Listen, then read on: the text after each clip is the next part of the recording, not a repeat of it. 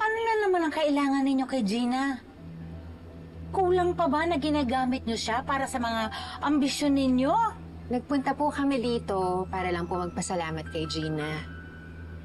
At para lang po alam ninyo, siya po yung kusang pumayag magpakasal kay Gerald. Yan kayo eh. Ang gagaling ninyong mangonsensya.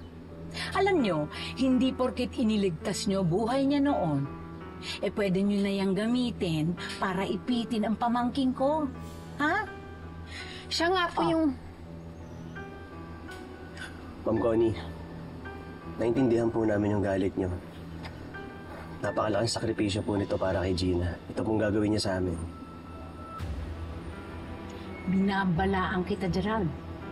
Huwag mong aabusuhin ang pamangking ko. Ha? Huwag kang lalagpas sa limitasyon ng fake arrangement nyo. Halos ako nang nagpalaki kay Gina.